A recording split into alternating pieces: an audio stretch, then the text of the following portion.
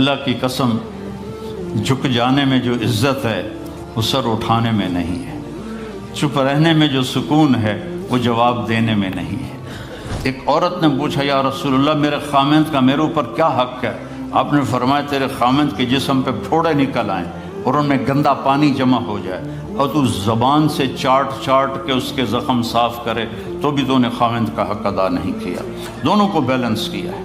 بہترین مسلمان وہ ہے جس کا بیوی کے ساتھ اچھا سلوک ہو۔ جب تک آپ کو صبر اور برداشت کرنا نہیں آئے گا آپ کی زندگی خوبصورت نہیں ہو سکتی۔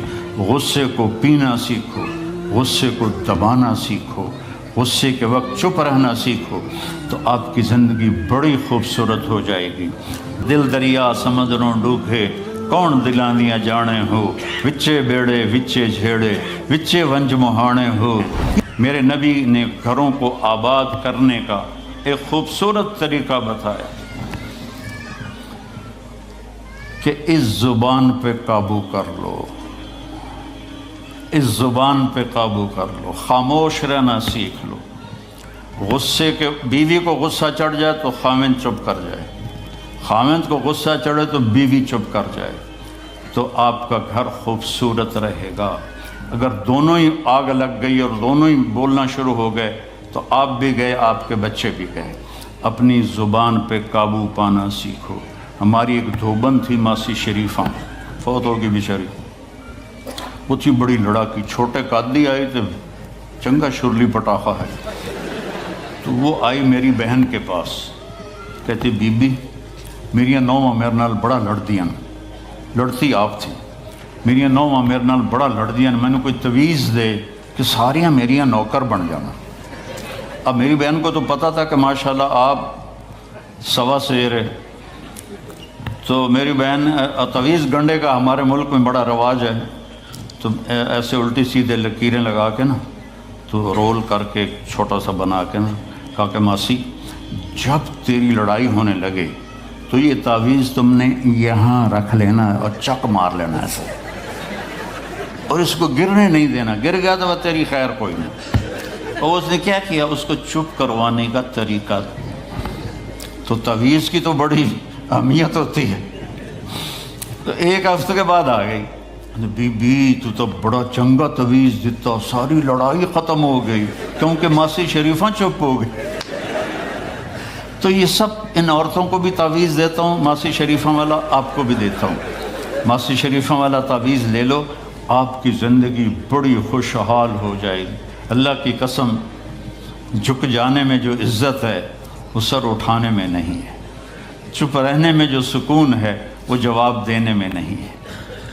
آپ خاموش رہنا سیکھو، آپ اپنے بچوں کو عزت دینا سیکھو، اپنے بچوں کو ٹائم دیا کرو۔ یہاں مرد کی بھی جاب ہے، عورت کی بھی جاب ہے، تو بچے نظر انداز ہوتے ہیں، ان کو ٹائم دو۔ میرے نبی نے فرمایا اکرموا اولادکم، اپنی اولاد کو عزت دو، اور آپ نے فرمایا خیرکم خیرکم لأہلہ، سب سے بہترین مسلمان وہ ہے جو بیوی سے اچھا سلوک کرے۔ اور ایک عورت نے پوچھا یا رسول اللہ میرے خامند کا میرے اوپر کیا حق ہے؟ آپ نے فرمایا تیرے خامند کے جسم پہ پھوڑے نکل آئیں اور ان میں گندا پانی جمع ہو جائے اور تو زبان سے چاٹ چاٹ کے اس کے زخم صاف کرے تو بھی تو نے خامند کا حق ادا نہیں کیا۔ دونوں کو بیلنس کیا ہے۔ بہترین مسلمان وہ ہے جس کا بیوی کے ساتھ اچھا سلوک ہو۔ آپ نے 11 شادیاں کی، یہ شوق کی نہیں تھیں، یہ اللہ کے حکم کی تھیں اور ہمیں زندگی سمجھانے کے لیے تھیں کہ آپ یہاں رہو یا کہیں اور جگہ رہو، جب تک آپ کو صبر اور برداشت کرنا نہیں آئے گا آپ کی زندگی خوبصورت نہیں ہو سکتی۔ غصے کو پینا سیکھو، غصے کو دبانا سیکھو، غصے کے وقت چپ رہنا سیکھو تو آپ کی زندگی بڑی خوبصورت ہو جائے گی، بہت حسین ہو جائے گی۔ زندگی اندر ہے، باہر نہیں۔ اب رولز رائس میں چڑھ کے کوئی اچھی زندگی نہیں گزار رہا ہے، لائف تو اندر ہے۔ دل دریا سمندروں ڈوبے کون دلاندیاں جانے ہو، وچے بیڑے وچے جھیڑے وچے ونج مہانے ہو۔ یہ اندر ہے، لائف اندر ہے۔ اور کیا لطف انجمن کا جب دل ہی بجھ گیا ہو، جب اندر بجھا ہوا ہو تو پھر باہر کی چیزیں کوئی مزہ نہیں دیتی۔ عاصم کے مرنے کے بعد ہمیں کوئی شے اچھی نہیں لگتی، حالانکہ لائف ہر نعمت موجود ہے، سب کچھ موجود ہے۔ میرے بیٹے کا نام عاصم تھا جو فوت ہوا ابھی جب 36 سال کی عمر میں، تو کوئی شے اچھی نہیں لگتی کہ اندر ویرانی آ گئی۔ یہ اندر میں خوشحالی ہو، اس کے لیے صرف ایک ہی دوا ہے، وہ ہے محمدی بننا اور محمدی اخلاق کو اختیار کرنا، اللہ کے نبی کے طریقے پر چلتے ہوئے اپنی جان سے لڑائی لڑنا۔ ایک ہمارا دوست تھے، وہ تبلیغ میں گئے تو ان کو داڑھی رکھنے کا شوق ہو گیا، اب بیوی ان کی رکاوٹ بنے کہ داڑھی رکھو گے تو مجھے طلاق دینی ہوگی۔ اب وہ کافی دیر بیچارے سوچتے رہے، ایک دن ان کو ترکیب سوجھی، آ کے بیگم سے کہنے لگے میرا جی چاہ رہا ہے کہ میں دوسری شادی کروں، لیکن میں سوچتا ہوں پہلے داڑھی رکھوں یا پہلے شادی کروں۔ تو ان کی بیگم نے کہا پہلے داڑھی رکھ لو، پہلے داڑھی رکھ لو۔ تو ایسے اپنی بیگمات کو مناؤ پیار محبت سے۔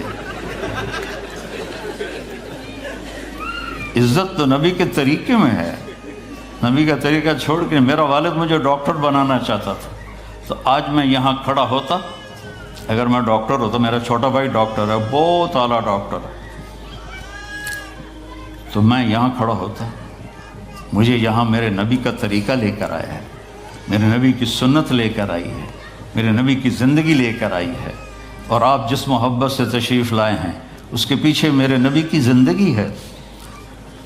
تو اللہ کی قسم عزتوں کا خزانہ ہے میرے نبی کی پاکیزہ زندگی۔ تو آپ نے ہمیں پوری زندگی گزار کے دکھایا۔ حضرت عائشہ کی دلداری فرما رہے ہیں، عائشہ انہو لیہون علی ان اریتک زوجتی فی الجنہ، عائشہ مجھے تو جب سے پتہ چلا ہے تو جنت میں میری بیوی ہے، میرے لیے تو مرنا ہی آسان ہو گیا ہے۔ بھلا جس نے رب کو دیکھا ہو اس کے لیے کسی اور کی حاجت رہ جاتی ہے؟ باقی یہ صرف دلداری کے لیے تھا۔ ایک دوسرے کی تعریف کرو، ایک دوسرے کے لیے اظہار محبت کرو۔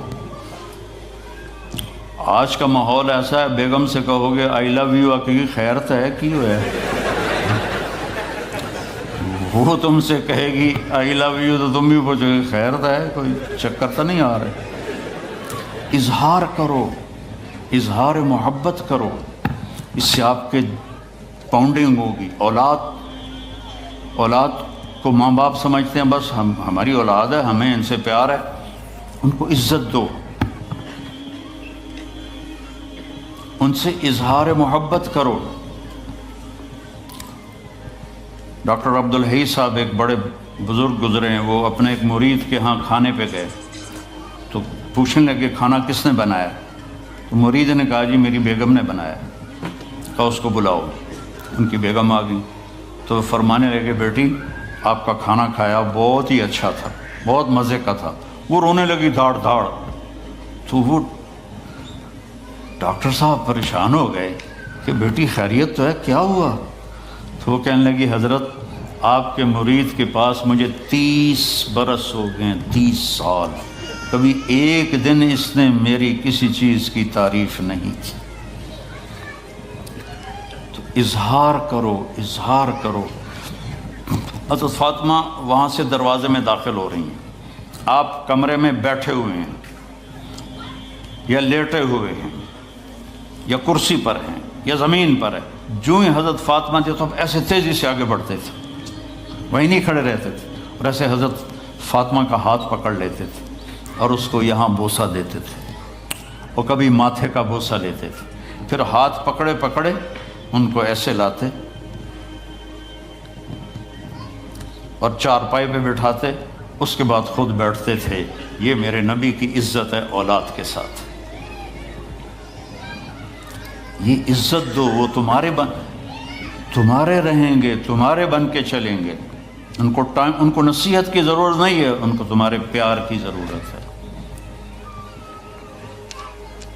اور جب اللہ کے نبی حضرت فاطمہ کے گھر جاتے تو حضرت فاطمہ یہ کرتی تھی، وہ کھڑی ہو جاتی، آگے بڑھ کر اللہ کے نبی کے ماتھے کا بوسہ لیتی، پھر ان کا ہاتھ پکڑ کے ان کو چارپائی پہ بٹھاتی پھر خود نیچے بیٹھتی تھیں۔ تو اظہار بہت بڑی دوا ہے، بہت بڑی غذا ہے۔ انسان محتاج ہوتا ہے اچھے کیے کہ وہ تعریف چاہتا ہے، خوشامد نہیں ہے، خوشامد حرام ہے، اور تعریف واجب ہے کہ اس کی حوصلہ افزائی کرو۔